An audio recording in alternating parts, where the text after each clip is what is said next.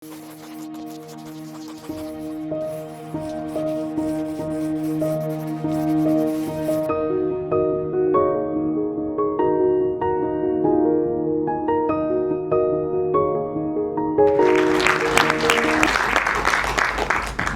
will start with the basics. I am a trap shooter. In general हमारे दिमाग में ये होता है कि शूटिंग यानी एक बंदा पिस्टल या राइफल लेके खड़ा है, सामने एक फिक्स टारगेट लगा हुआ है जिसमें सर्कल सर्कल होता है और आराम से टाइम लेके वो शूट कर रहा है.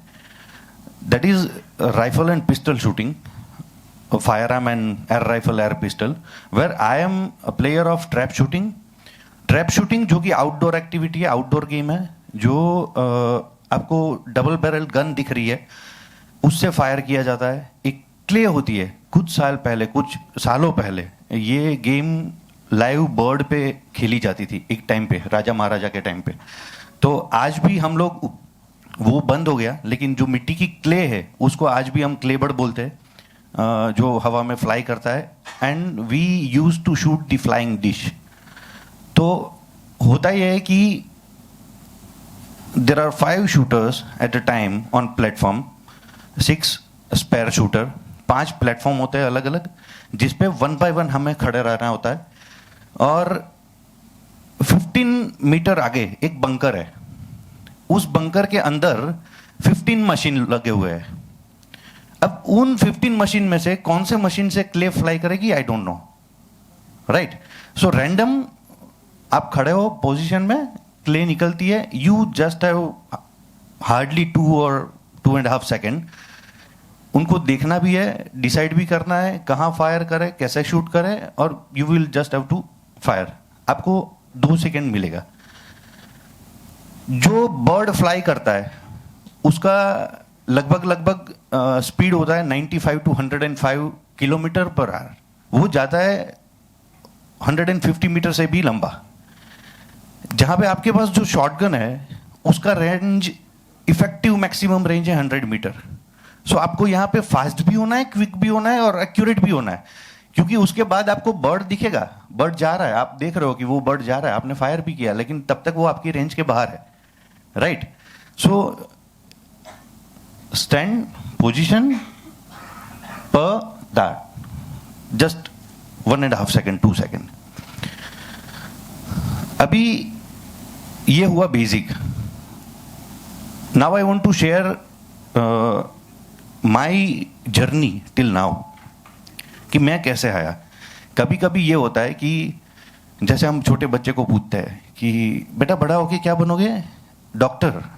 लेकिन नेक्स्ट क्वेश्चन हम नहीं पूछते कि क्यों. मेरे दिमाग में बचपन से था कि या तो मुझे जाना है डिफेंस सर्विसेज में या मुझे जाना है पुलिस सर्विसेज में. क्यों, वो मेरे दिमाग में भी नहीं था, ना तो मुझे किसी ने पूछा था. एक टाइम के बाद जब 12th कंप्लीट किया, I go for NDA, then CDS after graduation. दोनों मेरे से क्लियर नहीं हुआ. Finally I went for my masters Delhi. तब जाके मुझे पता चला कि जो मेरा शौक है, जो मेरा हॉबी है, जो मेरा पैशन है, दैट वाज शूटिंग. उसकी वजह से मुझे अंदर से हो रहा था बचपन से कि मुझे वहां जाना है, लेकिन वो दिमाग में नहीं था कि मुझे क्यों जाना है, right. Then I start playing the sports, that is shooting, trap shooting. अब व्हेन आई एंटर्ड, हमारे दिमाग में ये होता है कि ये थोड़ा एग्रेसिव स्पोर्ट्स है. शूटिंग में थोड़ा एग्रेशन होता है. इसमें शायद ये सबसे ज़्यादा डेंजरस गेम है, क्योंकि दूसरे स्पोर्ट्स में अगर कुछ आपको बाई मिस्टेक भी अगर कुछ हो जाता है तो मे बी चांस कि बंदा बच सकता है. यहाँ मोस्टली चांस नहीं है अगर आपसे कुछ गलती हो गई तो घर से भी लगता है कि बच्चे को इसमें जाना देना है, नहीं जाने देना है, क्या करना है. So I start with air pistol and air rifle. पहले एयर पिस्टल एयर राइफल से मैंने शुरू किया, जो कि मेरा शौक था. Firearm, 12 bore, trap shooting और .22, .32 राइफल पिस्टल. तो मैंने एयर पिस्टल एयर राइफल से शुरू किया, लेकिन उसके पीछे इतना ज़्यादा जुनून था, इतना पागल था कि व्हेन 2015 में मैंने प्रैक्टिस स्टार्ट करी, कोचिंग लेना स्टार्ट करा. उसी year just after 3 months I started participating in district level competitions. और 2015-16 वॉज द ईयर कि गुजरात में एक भी डिस्ट्रिक्ट चैंपियनशिप ऐसी नहीं थी where I didn't secured gold. Just after 3 months of practice मुझे लगने लगा कि नहीं, ये जहाँ पे मैं जा रहा हूँ बहुत सही जा रहा हूँ. डिस्ट्रिक्ट के बाद स्टेट लेवल पे खेला. स्टेट लेवल पे 8-9 महीने बाद स्टेट खेला. I secured 5th rank in Gujarat state. फिर मुझे लगा कि अब टाइम आ गया है शिफ्ट करने का, तो I shifted to this sports. अब इसमें शिफ्ट करने के बाद मुझे एक्चुअल पता चला कि ये ज़्यादा डिफिकल्ट गेम इसलिए है क्योंकि अगर आप क्रिकेट खेलते हो, अगर आप बैडमिंटन खेलते हो, अगर आप टेबल टेनिस खेलते हो, आप जाओ, आपको बाज़ार में स्पोर्ट्स की शॉप से बैट मिल जाएगा, आपको रैकेट मिल जाएगा. बंदूक कहाँ से लाओगे आप? बुलेट कहाँ से लाओगे? एम्यूनेशन कहाँ से लाओगे? और ये जब मैं एंटर किया, air pistol, air rifle was इनकी कंपैरिजन में काफ़ी इजी था. उसके लिए ना तो लाइसेंस चाहिए एयर राइफल, एयर पिस्टल के लिए. तो जब मैं इसमें एंटर हुआ मुझे लगा कि ये तो बहुत ज़्यादा डिफिकल्ट है, क्योंकि इसमें मुझे ना तो प्रॉपर नॉलेज मिल रहा है कि मैं कैसे जाऊँ, कहाँ से जाऊँ. दूसरा, अगर मान लो कि आप स्टार्ट करते हो किसी एकेडमी को ज्वाइन करके, तो भावनगर वॉज द सिटी कि जहाँ पे शूटिंग रेंज ही नहीं थी. जब मैंने ज्वाइन किया 2015, भावनगर इंडिया का सबसे पुराना राइफल क्लब टॉप 3 में भावनगर है, जो हमारे महाराजा कृष्ण कुमार सिंह जी ने शुरू किया था इन 1950s. लेकिन पिछले कुछ 20-25 साल से शूटिंग गेम क्या है वो भावनगर के लोगों को पता नहीं है, कंप्लीटली बंद. जब 2015 में मैंने शुरू किया तो 6 महीने 8 महीने में जो प्रोग्रेस मिला, every district championship gold medal, state championship 5th rank, लोगों को पता लगने लगा कि भावनगर में कोई बंदा है जिन्होंने शूटिंग खेलना स्टार्ट किया है. तब तक शूटिंग नहीं था. फिर हम लोगों ने कुछ 5-6 लोगों ने मिलकर एक क्लब शुरू किया. लेकिन ये जो दिक्कत थी फायर आर्म की, वो लाइसेंस हमारे पास नहीं था. So I started playing at Gondal. यहाँ पे गोंडल में मेरे जो फर्स्ट गुरुजी थे, जिन्होंने मुझे बेसिक सिखाया, he is Acharya Shri Ghanshyam Maharaj, Bhuvaneshwari Peeth, Gondal. So Bhavnagar to Gondal is 180 kilometre. I was and I am पागल for shooting. Every Monday to Friday काम करो, बिजनेस करो. I am very much active in Rotary also, so Rotary activity भी करता हूँ. Every Friday, Saturday, Sunday Gondal आओ, shooting करो, वापस संडे नाइट भावनगर. ऐसे प्रैक्टिस करना शुरू किया. अब उसमें दिक्कत ये होती है कि क्रिकेट में ये है कि आपने किसी का बैट ले लिया, भाई 5 मिनट खेलने के लिए दे दे, ठीक है. शूटिंग में gun fit is very much important. हर एक का गन फिट अलग अलग होता है. और जब आप किसी एकेडमी में जाके खेलते हो तो आपको कॉमन वेपन मिलेगा जिसके ऊपर काफ़ी लोग खेलते हैं. सबका गन फिट अलग अलग है. तो हो सकता है कि उतना अच्छा रिजल्ट आपको ना मिले जितना आपका खुद का वेपन पे मिले. फिर भी 1-1.5 महीने तक प्रैक्टिस करी, बेसिक कंप्लीट किया. फिर उन्होंने मुझे सजेस्ट किया कि now I think you should go for advance. I said okay. Advance कहाँ होता है पता नहीं था. He sent me to my other guru, my other teacher Ishwar Singh ji. He is in Baroda, उनका शूटिंग रेंज है वहाँ पे. ईश्वर सिंह जी के पास भेजा, उन्होंने एडवांस ट्रेनिंग शुरू कराया. अब एडवांस ट्रेनिंग करने के बाद जब मेरा ट्रैप शूटिंग में 3 महीना हुआ, this is the most memorable time of my life of this game. क्यों? 3 से 4 महीना हुआ. इसका डिस्ट्रिक्ट टूर्नामेंट नहीं होता क्योंकि इसमें खेलने वाले प्लेयर्स बहुत कम है. क्रिकेट खेलने वाले आपको हर एक टाउन में, एक एक स्ट्रीट में 250 लोग मिलेंगे, बल्कि ट्रैप शूटिंग में पूरे गुजरात में 250 शूटर्स नहीं है. तो इसका डायरेक्ट कंपटीशन स्टेट लेवल पे होता है. उसके बाद आपको भेजते हैं प्री नेशनल, नेशनल लेवल के लिए. अब 4 महीना हुआ है इस गेम में, मैं मेहनत कर रहा हूँ, एडवांस वहाँ पे ट्रेनिंग करी, 4 महीने के बाद सीधा स्टेट टूर्नामेंट आ गया।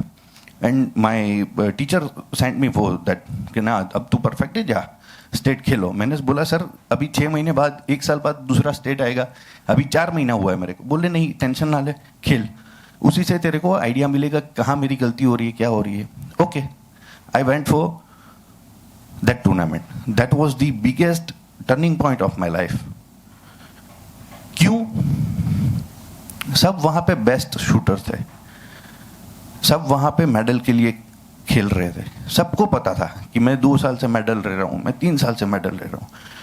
आई वॉज ब्लैंक, क्या हो रहा है कोई फर्क नहीं पड़ता, मेडल के लिए हम खेल नहीं रहे क्योंकि 4 महीने से हमने ज्वाइन किया है, क्या फर्क पड़ेगा। हाँ, लेकिन जो 4 महीने में मैंने सीखा है, I want to give my best. I went for that tournament, state tournament. Trap shooting का लास्ट डे, ये गेम 2 हिस्सों में खेली जाती है, 25 शॉट 1 घंटे में, then break again 1 hour, 25 shot, 50 shot, यानी 50 टाइम वो बर्ड हवा में फ्लाई करेगा। पहली बार जब मेरा टर्न आया, the time was afternoon 4 to 5, 25 shot, I scored, I hit 19 clay out of 25. सब shocked, even I was shocked कि मैं कर रहा हूँ लेकिन इतना अच्छा हो पाएगा मेरे से, वो मुझे पता नहीं था। मेरे ऊपर एक्चुअली उस टाइम पे मैच प्रेशर नहीं था, लेकिन जब वो 19 मारा उसके बाद मैच प्रेशर मेरे पे भी शुरू हुआ कि ये 19 मारा, अब 25 और बाकी है, और अब मुझे दिखाना है कि अगर डेडिकेशन से आप काम करो तो आप कर सकते हो। मेरे टीचर ने मेरे पे ट्रस्ट किया, मेरे गुरु ने मेरे पे ट्रस्ट किया। I want to prove him myself. 5 to 6 break, 6 to 7 my second round.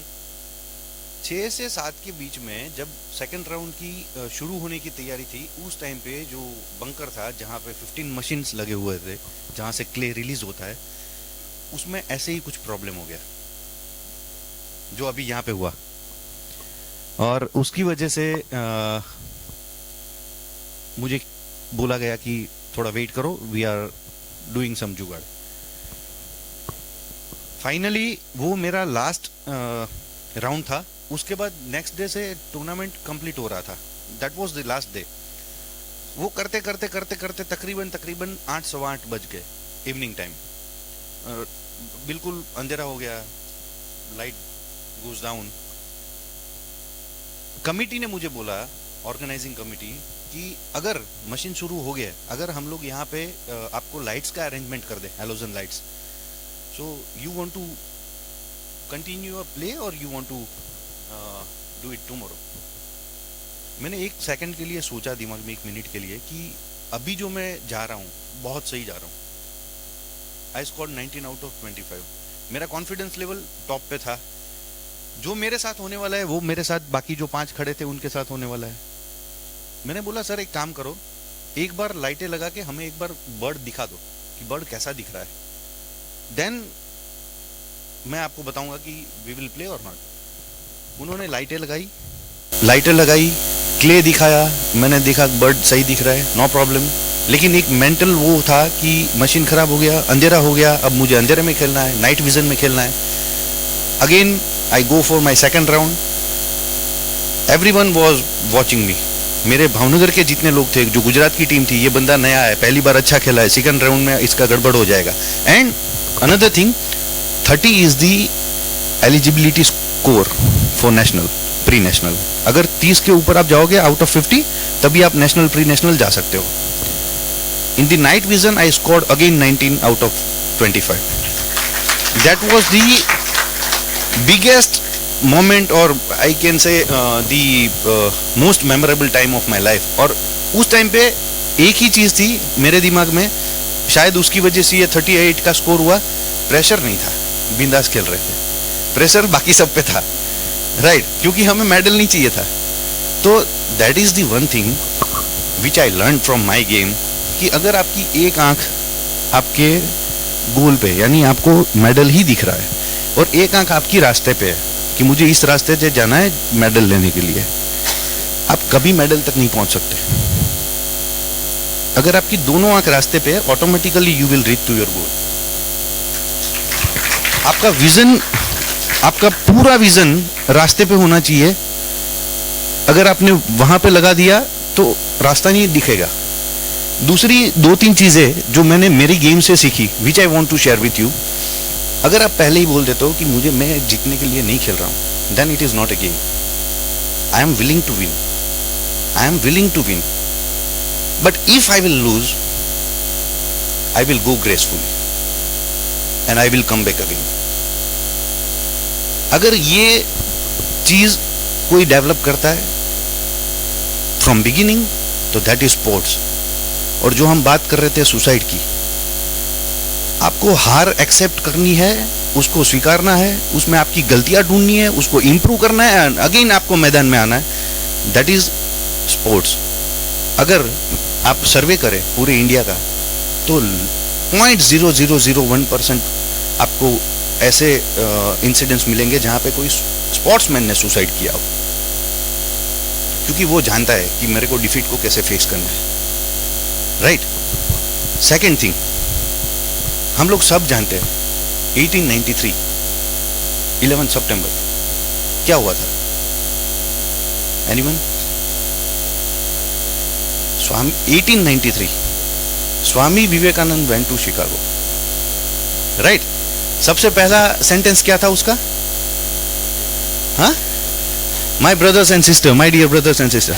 लेकिन उसके बाद क्या बोला उन्होंने पूरी स्पीच में? उन्होंने एक चीज बोली थी उस दिन पे, वो अपनी स्पीच में, कि if you want to closer to divine, kick a ball, it will be better than a prayer. वो विवेकानंद जी ने बोला था।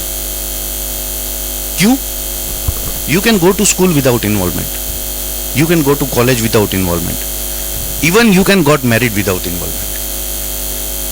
But you can't play a game without involvement. And the pure essence of life is your involvement.